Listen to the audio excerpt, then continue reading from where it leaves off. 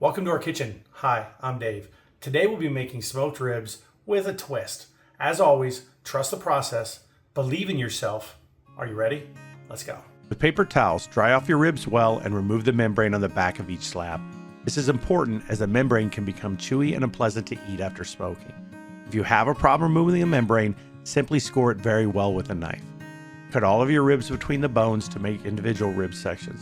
You can trim the fat off of the top if you think it is necessary. However, it will all render down during the cook. In a large bowl or in a pan, coat all of your ribs in a binder of your choice. I like using mustard as a binder. Now we need to season our ribs. Use any rub you love, however, I like layers of flavor on my ribs, and these two are my favorite to use. Meat Church Honey Bacon Barbecue and Killer Hogs the barbecue rub. Lay them all out and coat every inch of your ribs. Flip them all over and do the same thing on the other side. Place your ribs on a large rack, and now it's time to smoke them. Set your smoker to 250 degrees. Any flavor of pellet or wood will do, and place them in the smoker. Most smokers have hot spots, so rotate your ribs if some are being overcooked. Just make sure you're paying attention. Cook the ribs until they're around 165 degrees internally. Place these beautiful ribs in aluminum pans and add 5 or 6 tablespoons of butter, a bit of brown sugar, and a half jar of barbecue sauce per pan.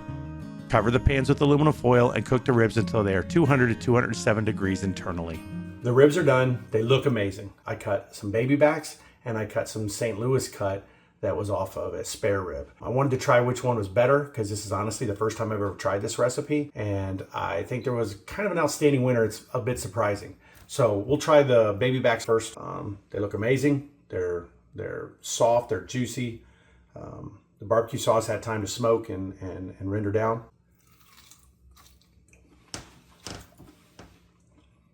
Okay, real good. Lots of smoke. You know, they pull apart, but they're obviously a little tougher. I don't know if that's the right way to put it. Just not as fall apart. Here's the spare ribs.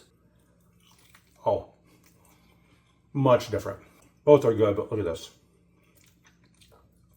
Basically peels right off. My family thought the same thing. The spare ribs were much better. I don't know how. I think it was the fat content. They took better to the longer cook or to the cook time, and they didn't dry out.